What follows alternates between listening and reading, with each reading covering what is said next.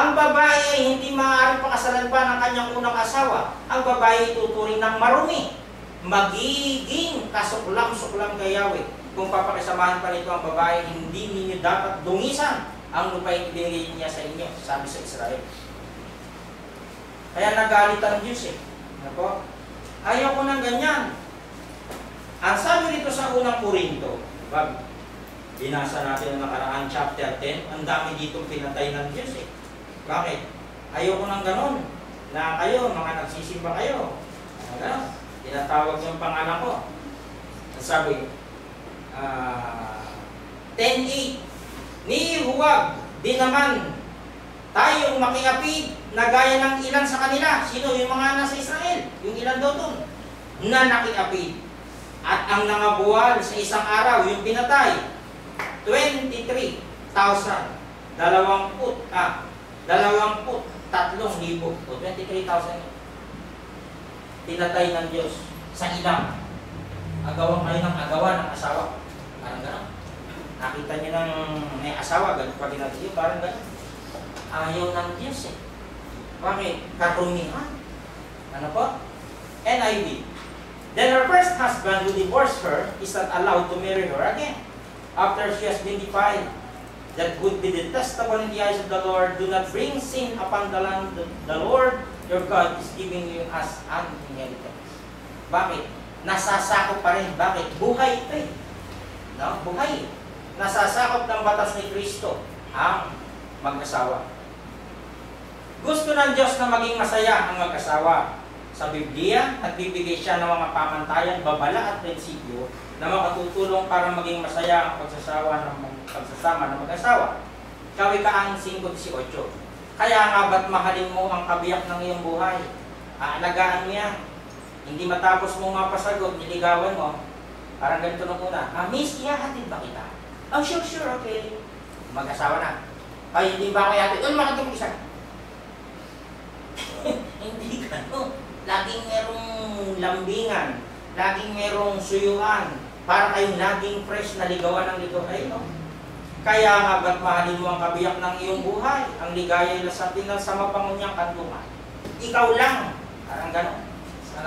Ano yan? 5:18. Sa ibang babae, huwag ka sanang paakit. Ni huwag mong papansinin, makamandag niyang halik. Sabi sa 5:20. Hindi nung linyahan eh, no? May talatayan. Kaya lang pumunta siya. Sa 7:11, datapwat kung siya'y humiwalay. Okay, na-divorce na. Ito na yung dalawa. Ano raw? Manatiling walang asawa. Kita mo na. Eh, siya naganap. Ikaw manatiling ka na lang. Okay lang. Diba? 7:11 ng 1 Corinthians. O kaya'y makipagkasundo. Reconciliation. Sa kanyang asawa. At huwag hiwalayan ng lalaki ang kanyang asawa. Ikaw naman, huwag mo namang hiwalayan. Merong pagkakasundo. Kagaya yung binabanggit kanina rin sa judicial process na nakalagay may 60 days cooling off period. Ano, bilista ko na to, pipirmahan ko na to. Mag-usap muna kayong dalawa. Teka po. Okay na raw, uwi na kami. Bumalik na naman yung dalawa. Napakaduloy mo. Ano ka ba, ayos na? Maglilista na naman ako. So mananatili pa lang walang asawa dapat. Okay, iwalay lang tayo. Ayoko na, kasi ganito ginagawa mo. Ito isa. So ito isa. Hiwalay na tayo. O dito ka lang, dito muna ako. Cooling off muna tayo. Cool off. Kaya agad di ka nag-ano. Ikaw naman lalaki, susuyuin mo yun. Ma, umuwi ka na. Nahirap pa yung walang tuluto sa bahay. Ginawa mo akong tagaluto. O sige, ako na magluluto. Ako na maglalaba. May ano eh. May ano, di ba magtitiisin dalawa. May cooling off period. Pero yung, hindi, bahala ka dyan, bahala ka sa buhay mo. Ayaw ka na. Ayaw ka na magtitiis. Diba? Nakakalimang pili ka na, hindi ka pa masaya. Ano yan? Kita niyo po? Ayun yung ayaw ng Diyos eh. Yung marriage, wawasakin. Kung kasagraduhan ng kasal na ito, wawasakin yan. Ito ang sinasabi ng mga iba. Ano po? Kaya napakahalagang maituro sa bawat Kristiyano. Anong papel at responsibilidad ang ibinigay ng Biblia sa asawang lalaki at asawang babae? May mga gampanin sila. Responsibilidad ng mag-asawa, dapat mahalin at igalang na mag-asawa ang isa't isa. Dapat nilang ibigay ang sexual na pangangailangan ng isa't isa sa mapagmahal na paraan at iwasan ang anumang kawalang katapatan. Kung may mga anak sila, responsibilidad nilang dalawa na palakihin ang mga ito. Kita nyo na? Oh, pag-aasawa ka, responsibilidad mo yan. Kayong mag-asawa, palakihin. Hindi mama mo. Ma, walang diaper. Dito ka na naman. Kung ba kayong dalawa? Oh, chat na naman. Ma, yung wives. Wala kang pamilyang wives, 20 lang. Hindi nga. Mama naman, dukot ng dukot. Oh, umalis ka na. Matatanggihan ba naman ng mga nanay? Siyempre maaawa sa apo. Diba? So, pag-aralan natin, lalo na sa mga kabataan, sinasabi natin ito, hindi pa huli ang lahat. Kaya magmadali mag-boyfriend. 5:33. Subalit ito'y para din sa inyo. Kayong mga lalaki, tinutukoy, mahalin ninyo ang inyong asawa gaya ng inyong sarili. Mga babae, igalang ninyo ang inyong asawa. Diba? Parehong gampanin yung both side, lalaki, babae. Dapat ituring na marangal ng lahat ang pag-aasawa at maging tapat kayo sa isa't isa. Bakit? Sapagkat hahatulan ng Diyos. Ayan ang nakikiapi at nangangabi niya. Yun. Hindi ka mag-aasawa kasi gusto ko lang makipag-sex. No. No. Ito lang. Ang may karapatang mag-sex, yung kinasal. Pag wala at hindi kayo kasal, ang tawag diyan ay premarital sex. It is a sin outside marriage. Tama na? Hindi ganon karumihan yun.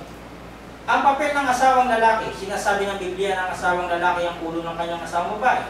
Siya ang ulo sa paraang siya ang gagabay sa pamilya niya at gagawa ng mga desisyon para sa ikabubuti ng asawa niya at mga anak nila. 5:23. Sapagkat ang lalaki ang ulo ng kanyang asawa, tulad ni Kristo na siyang ulo ng iglesia, na kanyang katawan at siya ang tagapagligtas nito.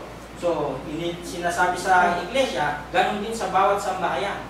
Kayong mga lalaki ang magkakalinga ng sarili ninyo sambahayan. Kung paanong nasasakop ni Kristo ang iglesia, gayon din naman ang mga babae. Dapat pasakop ng lubusan sa kanilang sariling asawa. Mga lalaki, mahalin ninyo ang inyong asawa na gaya ng pagmamahal ni Kristo sa iglesia. Inihandog niya ang kanyang buhay para sa iglesia. Ganon din yung lalaki. Di ba sabi ko kanina, susuyuin mo yan. Kahit tinutupak yan, ikaw mag-a-adjust yan.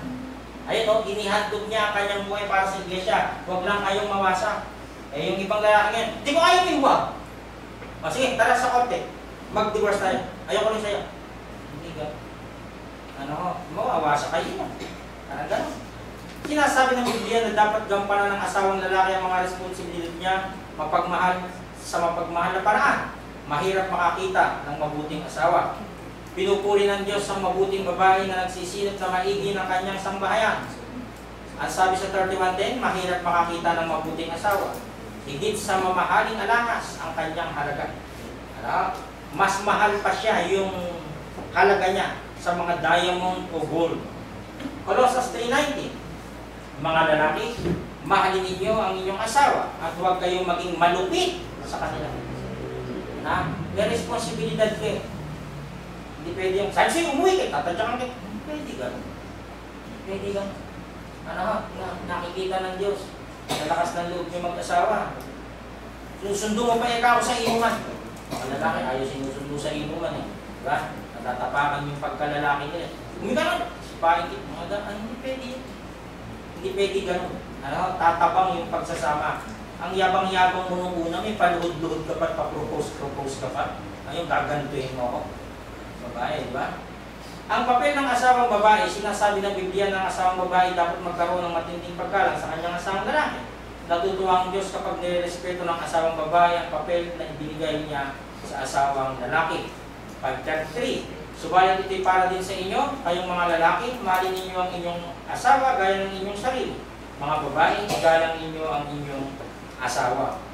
Papel ng asawang babae na tulungan ng asawang lalaki na makagawa ng matatalinong desisyon at suportahan ang pagkaulo nito. Ano ba yung plano sa bahay? Mahal, trabaho naman tayo ng trabaho. Nakalimutan mo na yung mga binibigay mo sa akin dating mga anniversary natin, hindi mo na ako dinidate. Kahit na kayo may mga anak na 12, 20, condemn pa rin.